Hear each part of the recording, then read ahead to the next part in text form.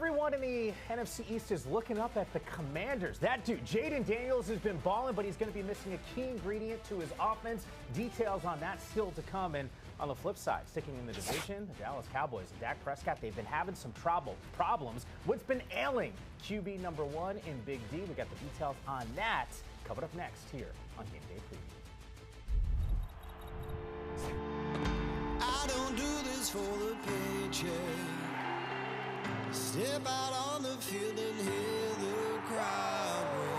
Hey, it's gonna be a fight. Me in the end zone. Meet me in the end zone. We fight, no cap. We fight, no cap. Cuts it loose, Pitts. Touchdown, Atlanta. I'm in this for the love. Caught by Justin. Are you kidding me? Beautiful. Putting on a show. They went on a Hail Mary. I'm only in this for the love.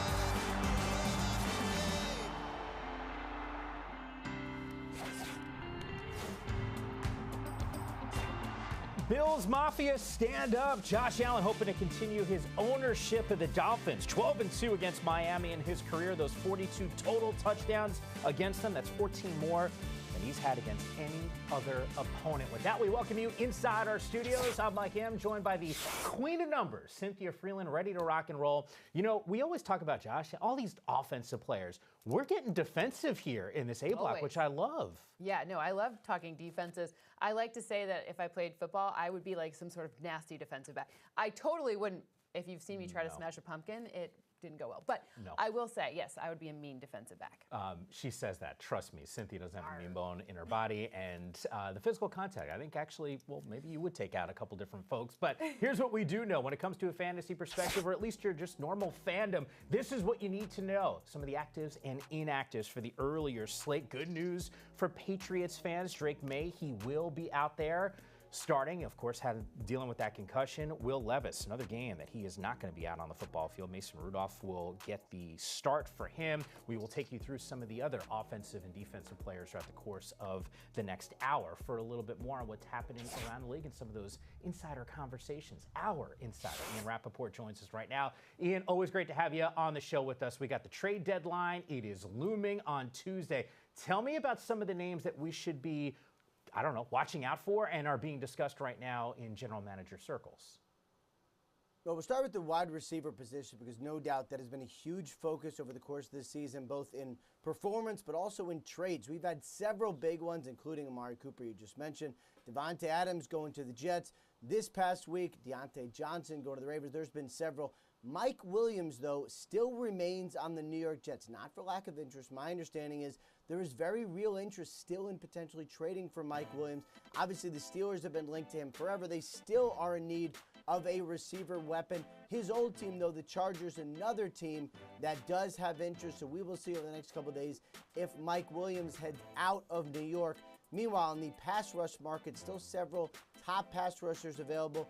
Zadarius Smith from the Cleveland Browns, who has bounced around a ton in his career, over 30 now, still can do it, has 5 sacks on the season. Not making a ton of money as far as base salary because the Browns paid a lot of it early. He is generating a lot of interest in. My understanding is the Detroit Lions, who don't have Aiden Hutchinson, they are one of the teams interested there. So keep an eye on if that gets completed over the course of the next couple of days. Jadeveon Clowney, I know, has generated interest. My understanding, though, despite teams calling the Panthers, he's probably more likely to stay than to go in Carolina. Yeah, Smith could be a real missing piece that puts the Detroit Lions over the top. Can't wait to see if that thing gets executed. Meanwhile, Derrick Stevenson, a lot of buzz coming off of last week, made a lot of noise on and off the field because of what happened in that Hail Mary loss against the Commanders. What's happening with him right now? Yeah, Tyreek Stevenson went viral for all the wrong reasons. We'll start with his game status. My understanding is he has been demoted from starter to now backup. He is expected to play for this Bears defense. So it's not like he's going to be inactive, but Terrell Smith, who has been rotating in some with him, mostly his backup, he is expected to get the start, all because of Tyreek Stevenson's actions. You're seeing it right here, right before the Hail Mary. He was talking to fans. People thought he was trash talking. He said he was talking to Chicago Bears fans, and then Commanders fans joined in. Either way, he ended up apologizing on social media. He apologized in the media. He apologized to teammates. This is really the last step, and from what I understand, the Bears have backed him. They just want to make sure that he learns and gets better from this experience. Yeah, we were contemplating what the ramifications were going to be, and now we have the answer. Ian, you're the best man. I don't know if there's some news that breaks. You will have us covered here on Game Day Preview. But let's jump right into some of the matchups, and one that I think is going to be grabbing a lot of attention. The Ravens, one of the premier teams in the NFL, a surprising loss. They last week, they got a new toy on the offensive side, and Deontay Johnson for a little bit more. We miss him, but Steve Wyche always delivers. He's in Baltimore. Well, miss you in the studio, Mike and Cynthia, but I'm having fun out here in Baltimore today. Look, I've spoken to multiple people with the Broncos today who said this is a real gauge game. We're going to find out who we are. One thing we know what the Broncos do well is they're one of the best defensive teams in the NFL, in large part because they're one of the heaviest blitzing teams in the NFL.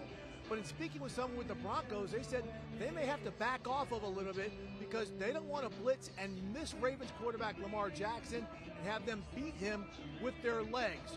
So they're going to do some things on the back end and be strategic when they blitz. But one of those strategies is to run blitz because they also don't want Derrick Henry to break off any big runs against this defense. Steve, looking forward to getting back in studio with us next week. You know, he just mentioned Derrick Henry. This offense obviously has been rolling. At times they've been dominant. I can't believe we're having this conversation right now. A year ago, this Ravens team, statistically speaking, Cynthia, I mean, they led every major statistical category on the defensive side. What's been going on this season? Well, they're great against the run still, but the Ravens defense has been really, really generous to passing quarterbacks. So it's a really interesting situation where, you know, obviously Zach Orr, this is not the defense we're seeing. Zach Orr, he brought in a little bit of help this week. In fact, he brought in Dean Pease. So Dean Pease used to be their defensive coordinator, and then he went down to Atlanta. Also, his wife was my volleyball teacher growing up. Just a fun fact interjected there, volleyball coach.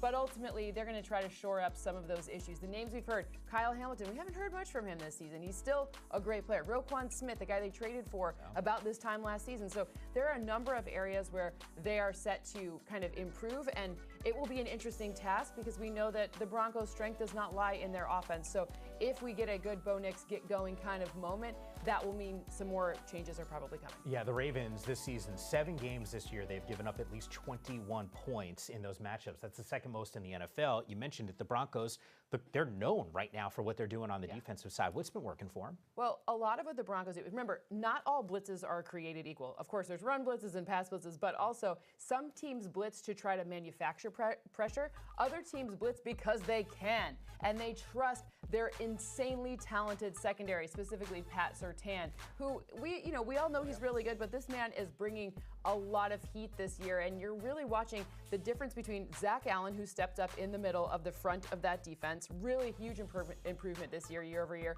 and Surtain together. So those two, and that kind of the way that the pressures work together, and the way that they're able to blitz and not really lose anything in the passing game, because really they're not forfeiting anything in the passing game because of those secondary being so stout. Riley Moss, ladies and gentlemen, like rookies, everyone's contributing to this defense. Yeah, cool. Broncos right now, multiple takeaways in 5 games this season, 4-1 in those matchups. More on Broncos and Ravens coming up here on Game Day Preview, but we shift our attention to an AFC East showdown. Domination is part of my whole equation. Boy, gutsy play by Allen. The Bills go back to the playoffs. I'm as real as they come, and I'm all with it. Woo! It's a keeper by Allen, and he's going to sail into the end zone. We take what's ours, man. Settle for number 2. Bounces high in the air. Caught for the touchdown. AFC East champions. Under pressure, I won. Can you handle that? Bills have been rolling 3 straight. The offense has looked strong. The ceiling even higher with Amari Cooper's status in the long term. The short term, though, a little bit of an issue. Cam Wolfe has got us covered at Orchard Park with more on that story. Cam, the big news here in Buffalo is the Bills receiver Amari Cooper is inactive with a wrist injury, just announced a few minutes ago. He's been dealing with that throughout the week, and I watched him pregame workouts. He did not come out with the receivers, and so he needs a little bit more time for that wrist injury. And so expect more from Khalil Shakir, Keon Coleman, and Dalton Kincaid. All three of those will be central parts of the passing game. But for the Bills, they haven't had much trouble all season. They have a 3.5 game lead on the division, and Josh Allen in particular has had a lot of success against the Dolphins. 12-2 record, 42 total touchdowns. But one thing to keep an eye on today, James Cook is expected to be a huge focal point in this offense. He had a big day against the Dolphins last week, and they want to run the ball today. Back to you, Yammer. He has been really good this season, James Cook, and as Cam just made reference to, nice little cushion right now in that division. They've won it 4 consecutive seasons. So when I think about what the Bills can do to a Miami offense with Tua, how do they disrupt it?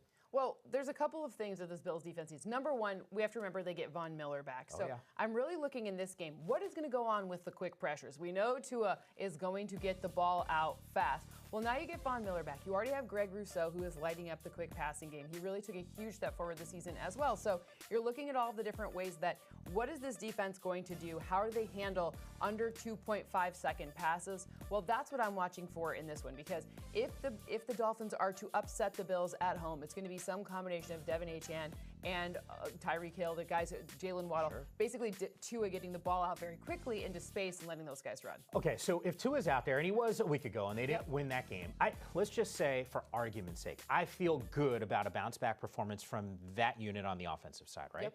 How do they get some stops against this Bills offense? Well, they're missing 2 key pieces. So no Javon Holland in this one and no Zach Sealer. So those are some big losses. Zach Sealer specifically is part of how this team operates. Now, this is not a team that has a ton of sacks, but it is a team that has a high pressure rate. You need to get pressure on Josh Allen, but I say that sort of pensively because this is a great O-line and they can run the football really well.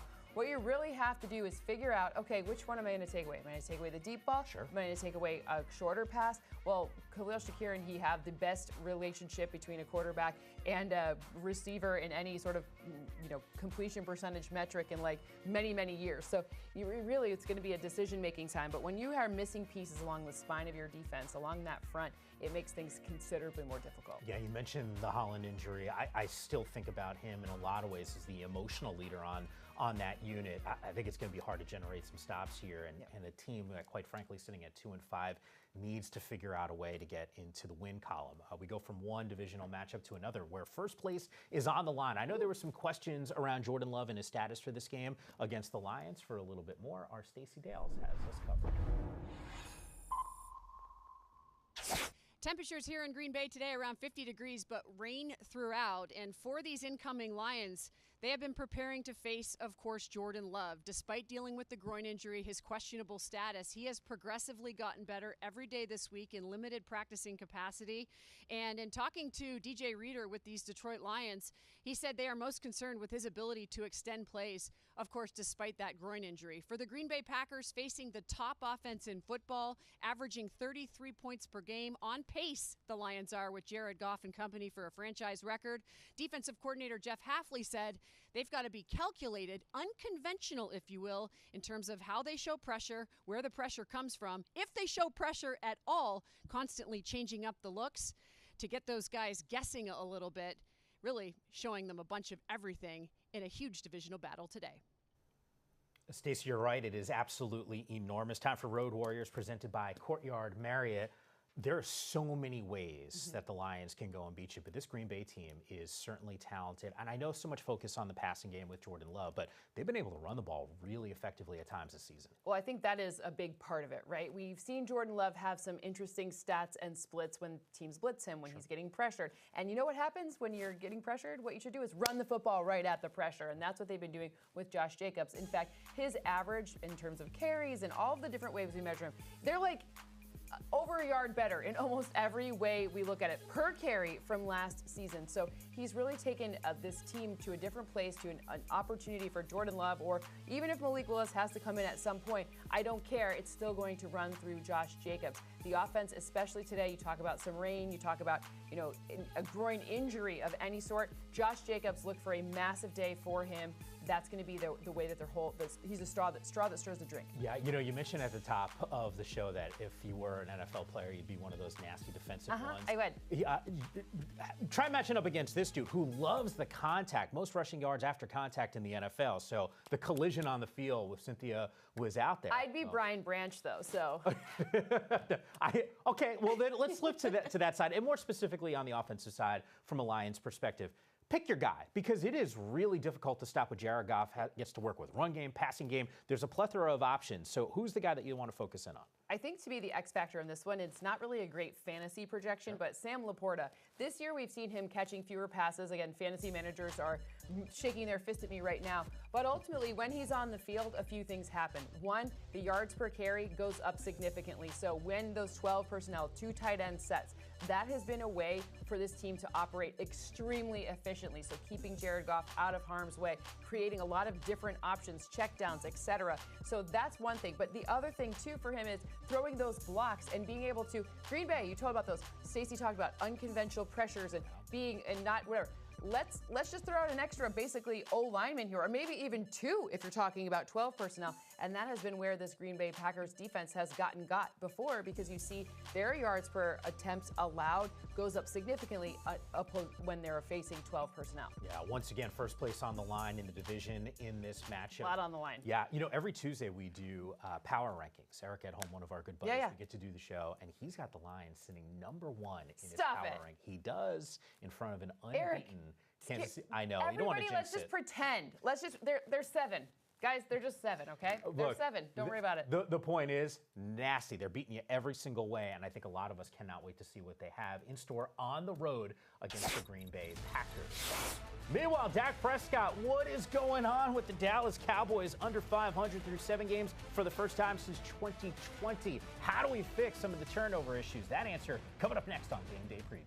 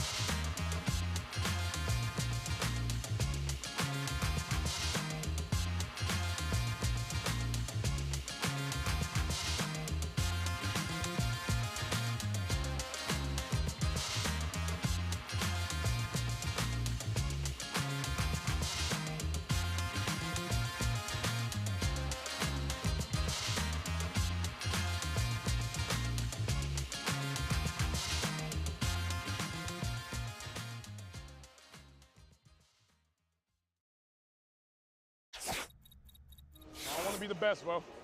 I don't want to be the best. I just want to be better than everyone that ever lived. Welcome to Week 8 at SoFi Stadium for Thursday Night Football. Oh, yeah. Oh, yeah, it's a bad day for y'all.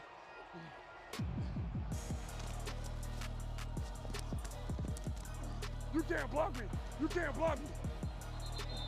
Boy, I was about to kill you. Oh, I'm moving you, baby. Y'all learned it takes a double team.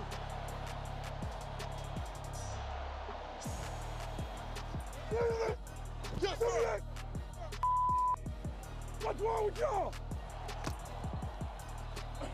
Oh, yeah. Oh, yeah. I'm in your hand. I'm in his hand. Y'all nervous, boy? On platform, knocked off his spot. He's going down. Jared Verse has the sack. He's got the highest pressure rate in the NFL.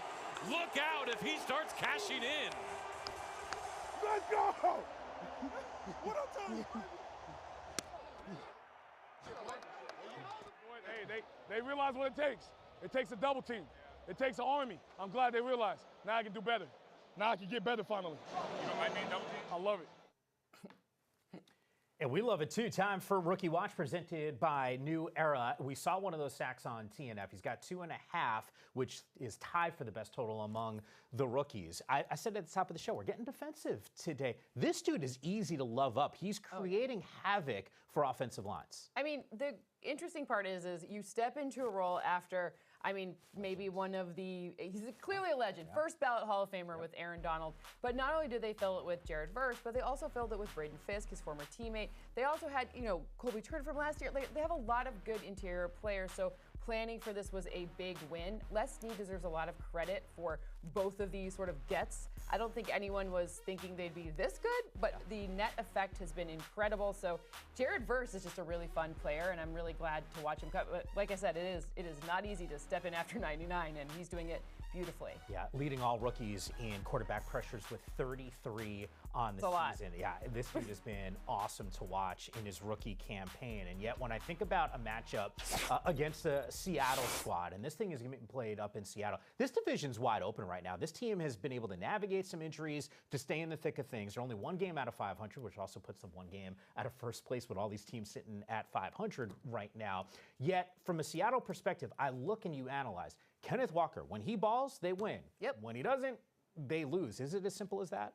I mean, yeah, no, it's not. I mean, part of the reason that I would say that Kenneth Walker is a really good place to look for what's going to happen in this game is because we've seen a sort of Jekyll and Hyde defense from the Seahawks. A lot of that has to do with a bunch of injuries, but Kenneth Walker's ability to leverage all these, remember, they brought in Ryan Grubb. That's a totally new system. We're seeing Geno Smith pass for the most yards in the league. And part of that is because what is Kenneth Walker being asked to do, and can he do it? So I think what we see in this matchup is because of that pressure from guys like Jared Verse, they're going to want to throw to shorter passes, or they're going to want to run right at the pressure. So Kenneth Walker is in line for a lot of volume today to keep the pressure off of Geno Smith. And by the way, they'll probably go back to kind of doing something that the Rams do a lot of, which is a lot of pre-snap motion. Yeah. That is the games that he has had most success, where a lot more pre-snap motion, a lot more window dressing, if you will. I think that's what they say on broadcasts, right? Yeah, the window dressing is good. I feel like I've heard that one before. 3-0 is how this team started the year, and now all of a sudden these losses continue to rack up for them,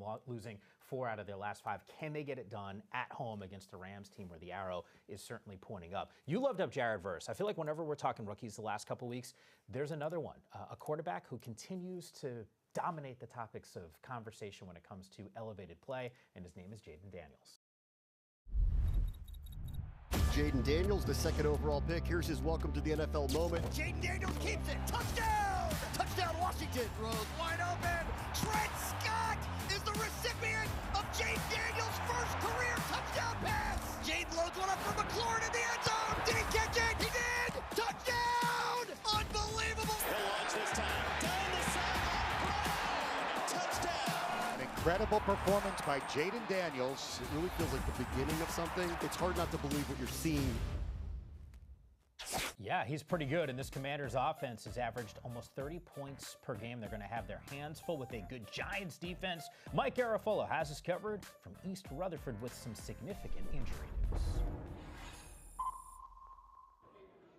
Mike, here at MetLife Stadium, we had a bit of a surprise inactive. Commanders running back Brian Robinson is down today. Now, he was listed as questionable after being limited in practice with a hamstring injury all week. But even this morning, Dan Quinn, the Commanders head coach, told me they expected that he would be up. But he had a pregame workout in which he never really opened that leg up. You could see he kept on grabbing it. That workout did not go well. Appeared to be an abbreviated workout, frankly. So he is down. That means that Austin Eckler will have to step up into a bigger role. Jeremy McNichols as well, and Chris Rodriguez, who was elevated from the practice squad in Robinson's absence.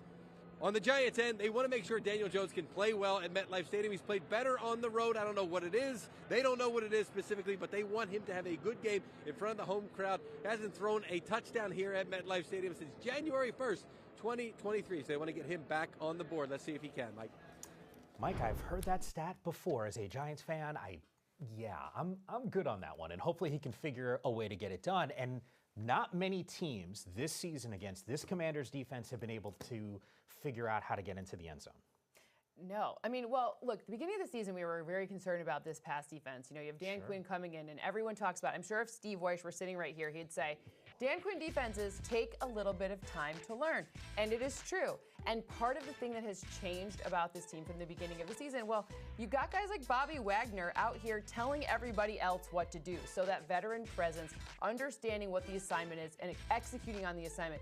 Deep passes are not something that are easily come by now against this Washington defense. So even though they don't have the guys up front, you know, they're missing Montez Sweat, blah, blah, blah, blah, blah. They are able to figure out and execute. They're not giving up yards after the catch. They are tackling. They're nasty defenders just like me.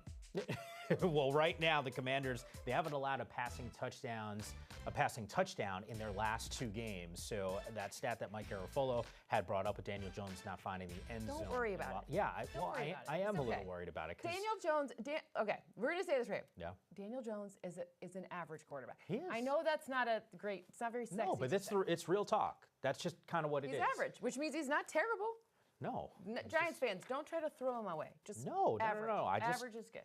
Average is fine. I want New Yorkers don't like to be average. I get it. No, I just want a victory. Got 2 of them on the year. This team has figured out a way to get it done. The Falcons have scored at least 30 points in 3 of the last 4. Kirk delivering for a little bit more on the matchup against the Cowboys. James Slater's got us covered.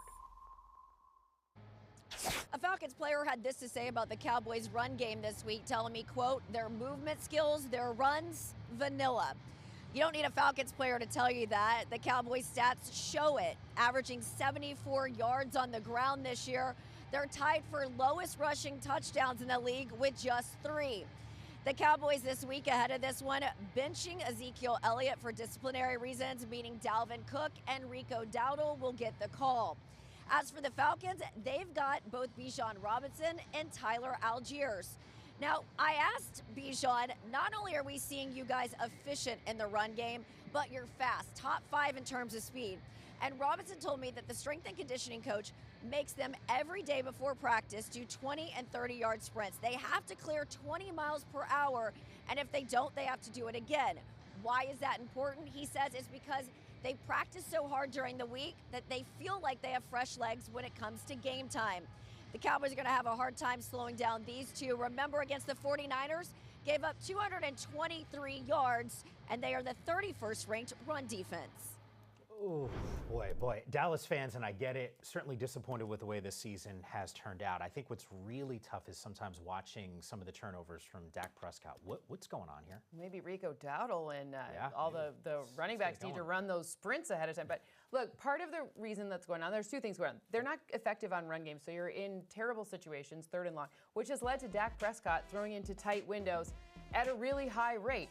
And if you're looking at the types of throws that he's making, CeeDee Lamb is incredible catching these passes, but you usually need to kind of give yourself an opportunity not to have the ball turned over. Just by virtue of the law of big numbers, you're going to do something a lot more. If you're going to throw a lot of tight window passes, some of them are going to end up, even if you are the absolute best quarterback ever to walk the face of this earth, if you're only throwing tight window passes, more of them are going to be caught for interceptions. So when I'm looking at the opportunity against the Falcons defense, their defense doesn't bring a lot of pressure. However, they're not limiting, they're getting a lot of tight window passes, and they're not allowing a lot of yak. So ultimately, you're kind of matching up against 2 things that accentuate the positives for the Atlanta defense and kind of minimize the strengths of the Cowboys offense. Okay, I like where your head's at with this one. I don't want it right now, but Cynthia's game pick and prediction coming up a little bit later because I think there might be something here. Speaking of some of those turnovers, by the way, 2 giveaways in 3 straight games for Dak Prescott. Had only 2 in the first 4 matchup. So once again, a little bit more on this matchup still to come. It is time for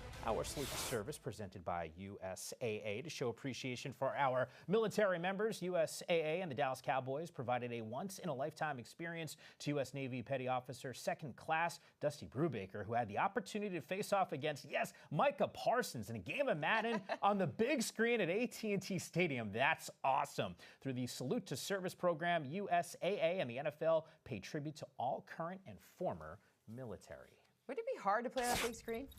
Sign me up. I'd love to try. Yeah, I know. You're probably right. It's really hard, though. Not the easiest thing. Lamar Jackson, playing at his level, also not easy. 15 passing touchdowns, 1 interception since week 3.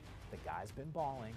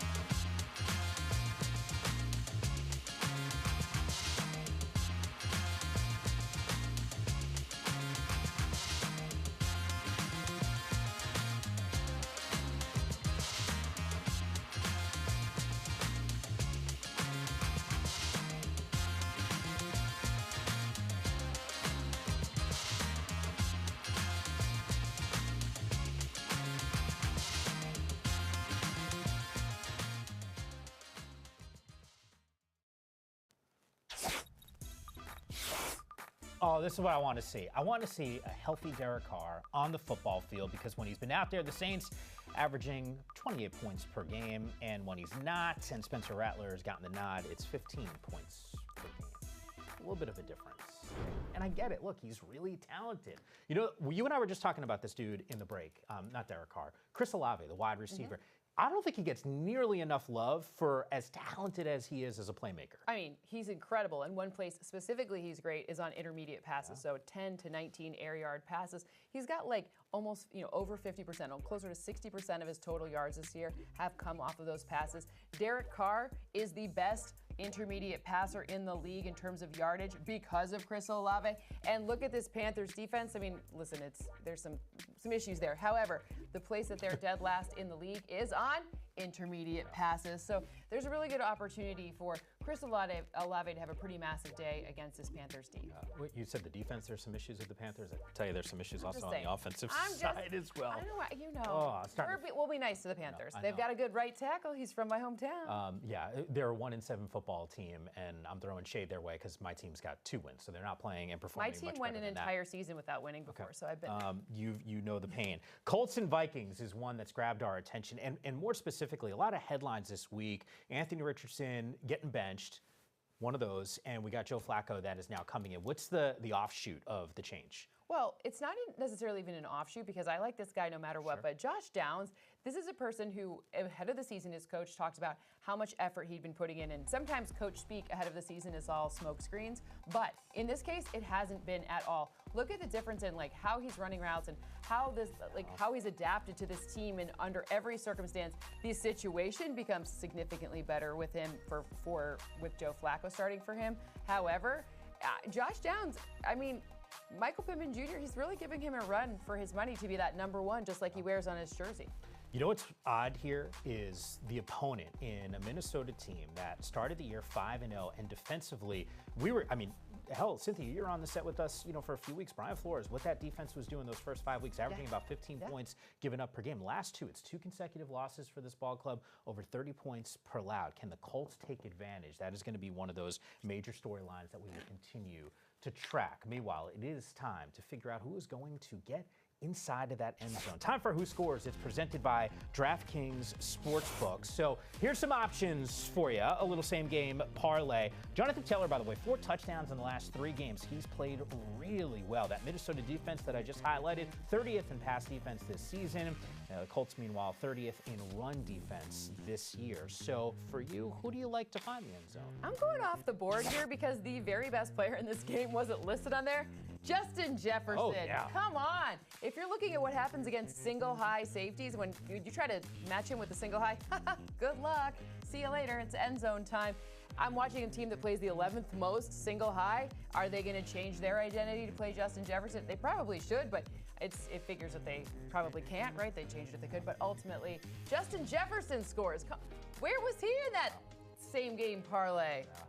For every week we get to do this show, and I think about all the matchups that we get to watch on the Sunday, and Monday Night Football is always the dessert. Steve White is going to be on set with me on NFL Network for the postgame, so I'm thrilled for that. Steve flying back from Baltimore and coming right to set? Zigzagging all over the place. So I love it. Thinking about the Bucs and the Chiefs. I'm already looking ahead to Monday Night Football. Who do you like finding the end zone in that game? I like Kate Otten to find the end zone. He's been on a We tear. love Kate Otten on this show. We are the Kate Otten show of record, but it's also a good opportunity to target an area of this Chiefs defense that they've been a little vulnerable, giving up 7.7 yards per pass to the tight end position. They've given up a bunch of 100-yard tight end days. Kate Otten seems to be Baker Mayfield's #1 target, so why not? The goodness plus the goodness equals more goodness. Plus, he's really turned into, people have asked me, like, is this guy going to be is he just a tight end 1 because of the other injuries on the team? And my answer is actually no, because he was balling out even before Mike Evans and Chris Godwin were not available. I'm so glad you brought that up because he has had a terrific season. I remember being at his pro day up in Seattle at Washington. There was a lot of hype, obviously. Trent McDuffie on the defensive side. Well, you know why I like him, right? Oh, yeah. He's a Husky. Oh, yeah. No, you're there. So, but it's awesome to see Cade have a lot of success. DraftKings Sportsbook, the #1 place to bet touchdowns this season. And this week, new customers can bet $5, pocket $200 in bonus bets instantly. Download the app and use the promo code GAME when you sign up. DraftKings Sportsbook, the crown is yours. I haven't touched on this matchup just a bit, but yeah, this dude, speaking of fantasy and guys who got some wiggle out on the field, Bijan Robinson, absolutely in store for potentially a big day against the Dallas Cowboys. We got the game pick coming up.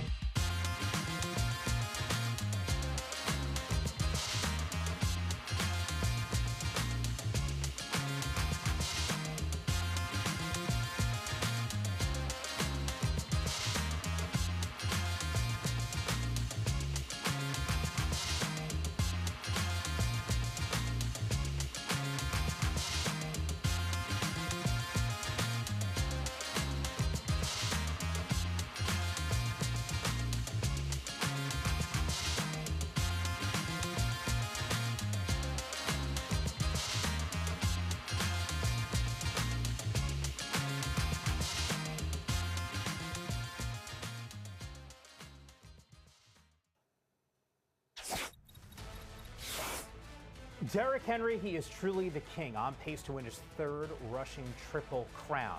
Of course, that's leading the NFL in carries, rushing yards, and rushing touchdowns. What does he have in store for us? We will discuss here on Game Day Preview. But with that, we're already thinking about fantasy, and I don't need to be a fantasy guru to tell you that Derrick Henry is an absolute start. Michael F. Florio would confirm that as well, who's with us right now. Start and sit him column on NFL.com. You do not want to miss that. Mike, always good to have you with us. I owe you a phone call. We can talk about how we became Dodgers fans after rooting for the Mets for a while. Although maybe you're not one of those bitter fans like me that just dislikes the Yankees. But oh, I do. Oh, okay. Just wanted to double check and make sure. I will offline with you later. But I do want to get to some of the quarterbacks that you think maybe should sit the bench. And there's actually some notable names, Cynthia, that Michael threw out in his start-sit column as we take a closer look at some of those names that are there. Look, not a huge surprise. Mahomes, Stafford, we're going to throw out there. A little surprised to even see Bo Nix in the conversation as well. And maybe even more surprising are the sit-ems. Dak's been turnover prone. Tua's had some issues. Hopefully he's healthy. Tough matchup against Buffalo. I can't help but think that Cynthia might push back on Jared Goff. But explain to me, Mike, why you have him sitting. Yeah, because on Fantasy Live, we have dubbed Jared Goff an indoor cat, and this is his first outdoor game of the season, both since he's joined the Lions and in the last 2 years since they've been like a powerhouse offense. He's averaged around 13 fantasy points per game outdoors, where that's 18 plus indoors. He has struggled in Lambeau, and the Packers, they've allowed the 8th fewest fantasy points per game to quarterbacks, and on top of everything else, there's rain in the forecast, and Jared Goff doesn't have the best history playing in rain. So not someone I'm trying to absolutely get out of my lineups, but if I have another option I like, I am fine taking it this week. I'm with you on that. Absolutely not, it could be depending on what your other options are. When I'm looking at this game and I'm looking at the option for Jared Goff, I'm with you, indoor cat stuff. But ultimately, the only thing that I will say here is that because of the way the Packers defense plays, I think that there will be shorter passes, which counts for your quarterback. So to me, when I'm looking at kind of the opportunity to target one of the tight ends, they play a lot of 12 personnel. The opportunity, even the Khalif Raymond situation, or potentially you have one of the running backs, Jahmyr Gibbs specifically, catch some passes. Because of the way the Packers play, I just think it's a good opportunity. So unless you have to me, it's very fringe, 12-ish, 11-ish. So it's, because of guys like Patrick Mahomes not being as fantasy relevant this year, that just pushes and changes things around a bit. I get the indoor cat, outdoor cat thing. I'm going to tell you, if I'm face-to-face with a lion, indoors or outdoors, I am scared and intimidated. But I do want to focus in on the running backs. And I think there's an interesting message that you are throwing out there, Mike, with some of these start and sits. If you want to save a guy for Monday Night Football, think again. Bucky Irving, Rashad White against that Kansas City defense. You have both of those guys as a sit. You do have Kareem Hunt, by the way, as a start for that Monday night matchup. But as it pertains to the games today, Mike, Chuba Hubbard starting them. Why? Yeah, I know he struggled fantasy-wise last week, didn't have a huge game, but he did play over 70% of the snaps, had 17 opportunities, and that's the thing. I think volume wins the day in such a good matchup. In the last month, the Saints are top 3 in rushing yards and touchdowns allowed to running backs. They're top 8 in receiving yards allowed to the position. I know he has been much better for fantasy with Andy Dalton than with Bryce Young, but because the matchup is so good and he has seen so much volume and Jonathan Brooks is not back yet still somehow, I think all of that keeps Chuba Hubbard in play this week for fantasy purposes. Well, I'm looking at the list, and I saw Alexander Mattison on your sit list. And my only note of caution here for people who are potentially thinking about it is, the running back position can be a little bit thin. Of course, there's no San Francisco this week, etc. So I'm actually starting him. He falls above that line because if you look at the Bengals on early downs, they're allowing, especially between the tackles, they're allowing one of the highest, so top 5 in terms of yards per carry, yards per attempt. So I think that the situation dictates that they're going to have to keep Gardner Minshew nice and relevant, just like last week. And even if it's not pretty, I think the volume will be there for him. So that's just one to potentially consider because there's a lot of running back questions and injuries. Yeah, and if you don't have any options, you're at least split and you can sell yourself on the analysis that Cynthia gave you and throw him into the starting lineup. Meanwhile, as it goes with the wide receiver spot, Scary Terry against the Giants, he's got him as a start. A little surprised here in terms of the sits. Zay Flowers, who's had a heck of a season so far, and I think there was a lot of excitement around the Deontay Johnson addition and the fact that he was going to be playing with a Ravens team and maybe even putting up some big numbers. So sell me, Mike, on why Johnson is a sit for you. Yeah, I have both of the Ravens as sits this week because I don't love playing people against this Broncos secondary. They have allowed the 8th fewest yards to wide receivers. They have shut down a ton of big names like Mike Evans, Garrett Wilson, DK Metcalf, George Pickens, and Flowers runs about 2/3 of his routes out wide, which means he could see a lot of Patrick Surtain. And then for Deontay, we saw Cooper and DeAndre Hopkins both traded on a Tuesday. They both played about 1/3 of the snaps the next week. We're already seeing reports that he could be on a snap count. So that in a tough matchup, to me, is an easy sit. I know Zay's a lot tougher to sit, but kind of like Goff, if you don't love, if you have another option that you like on your team, I think you get away from Zay this week. Jacoby Myers for you is a player that you like. I love Jacoby Myers in this week's matchup, in part because you have to pivot off of some of these guys, no T. Higgins, etc. But when I'm looking at how this offense runs, if you're looking at, where are the good parts of the Bengals defense, and you find where the routes where Jacoby Myers runs, that's a good one. We know Brock Bowers is going to be a threat. They're going to have to really decide between Bowers or Myers, and we saw Myers really get a big uptick last week. So I'm not suggesting this is going to be like Jamar Chase levels, but if you need a pivot due to injuries, Jacoby Myers is when I would start. Can you just repeat that again, the good parts of the Bengals defense? I'm trying to figure out exactly where Trey that has been. Hendrickson. Good player, Hendrickson, yes. Trey. Yeah, he is. He's been the bright spot on that team. There's no question. Time for Who's Eating Good. It is presented by Applebee's. A little bit earlier in the show, Cam Wolfe is up at Orchard Park. It looked really pretty up there, and it's a good matchup. We got the Bills matching up against the Dolphins. Mike, who's the guy that you think could be eaten today? Look, you guys see all the Bills stuff behind me, but don't call me a homer because I'm going with Devon Achane here. 26 fantasy points per game this season with Tua Tagovailoa. That would make him the RB1 this season. In week 2 against the Bills, he went off for nearly 30 fantasy points.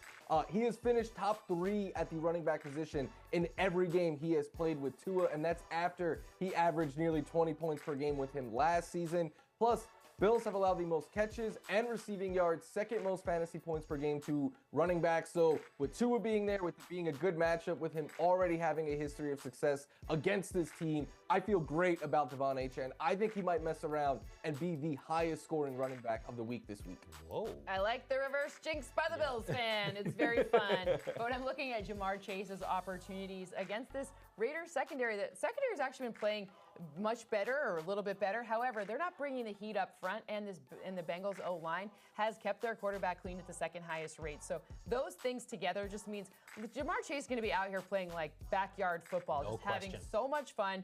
I just love watching him run these routes, so ultimately it'll be a good day for Jamar Chase. Yum, yum, yum. They need to deliver in a big way, desperate for a win. Chase could be the first player in the NFL since 21 when Cooper Kupp did it to lead the league in receiving yards and receiving touchdowns. Expect a big day from the wide receiver. Mike, you're the best, man. Always appreciate your time and your insight when it comes to all things fantasy. The only Mike Florio. Yes. I care about. Oh, here we go. That's fired. Lamar Jackson averaging more offensive yards and a higher passer rating than either of his NFL MVP seasons. The guy is a baller.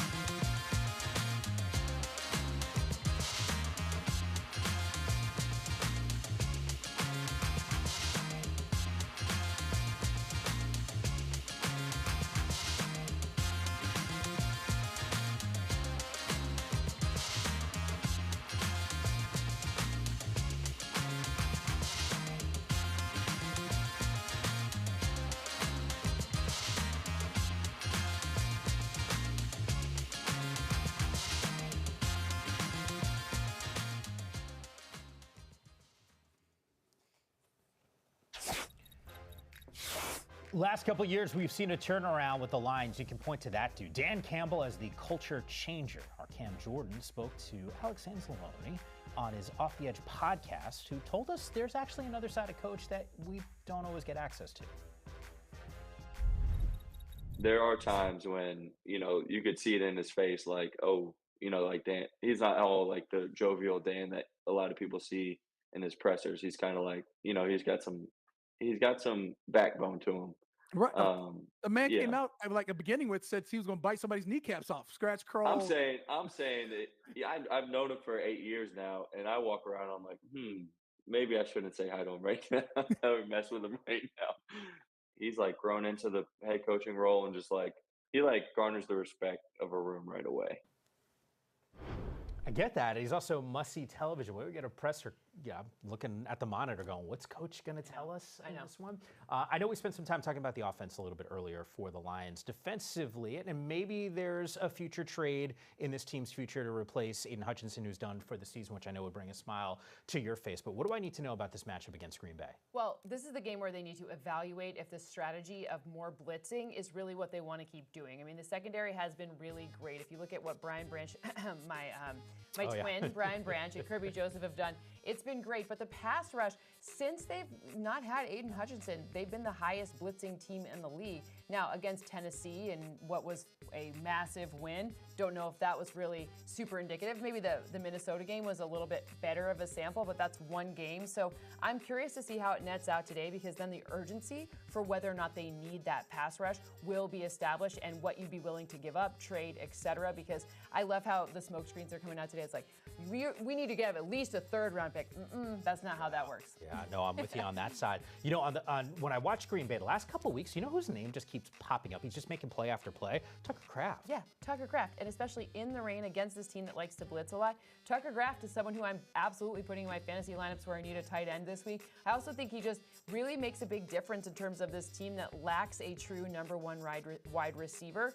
His ability to kind of command the attention of the middle of that defense, that's going to be a special thing that helps the other guys get open too. So Tucker Kraft, even though the Lions have been strong against tight end, if you look at position battles, that's not going to be the case today. I think he's going to have a nice day again. Yeah, Lions-Packers must-see television. Another game that I have circled on my watch list, the Broncos and the Ravens. I want to see if Baltimore can figure out a way to get back into the win column. But Bo Nix has been balling last couple weeks here. A little slow start for him, but he's figuring it out, leading all rookies. 12 offensive touchdowns in this game. When I don't know, I think about him against this defense, maybe there is an opening here. You talk about those 12 touchdowns, you know who that's more than? Jaden Daniels. Oh. I mean, he leads all rookies in offensive touchdowns, which is wild. Hey, actually, you're watching a really good thing. The system around him, including the guy standing by him, who was recently a quarterback himself, that is a system that has been put in place to help him understand what's going on, especially without Mike McGlinchey at the left tackle position. This guy started to throw touchdowns. Cortland Sutton and he have a nice connection. You're going to want to play Cortland Sutton in fantasy too. Will Bo Nix have 2 passing touchdowns again? I don't know, but one certainly seems like a great opportunity, possibly 2. It's good to see him take this step forward, especially after all that weird jawing with this coach.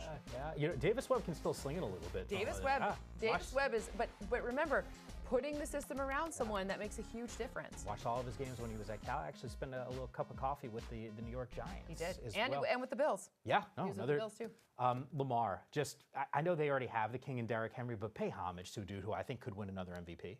Oh, he absolutely, unless, if you're a person who can take advantage of these things, you might want to go take advantage of that situation of MVP before it is no longer a good opportunity. If you know what I'm talking about. I know what you're saying. You do. The thing about Lamar Jackson that is always so impressive is the number of different ways that he gets it done. Out of structure, across his body, late, what other guys are told not to do. You talk about fundamentals of football. Don't throw late across your body. Asterisk, unless you are Lamar Jackson, can run as fast as lightning and can find the matchup you want on every single occasion. So this is no easy task against a Broncos defense. Nope. Justin Strnad has stepped in admirably for, obviously I like saying that name, but this is going to be a tough test. But I'm not worried about Lamar Jackson in this one. Yeah. Some of the supporting cast, yes.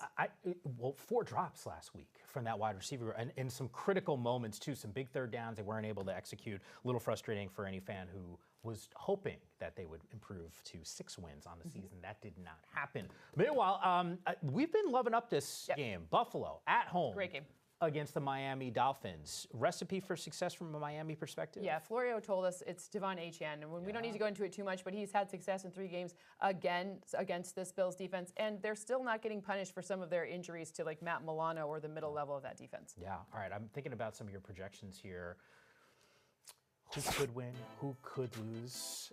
One stands out to me. You like Cleveland against the Chargers. I was as surprised as anyone else, but the volatility Jameis Winston gives you, that was what my model really factors into that. And we've seen some interesting defensive notes from the Chargers. You got to remember, they could be missing some pass rush from Joey Bosa. He's not necessarily cleared to play yet.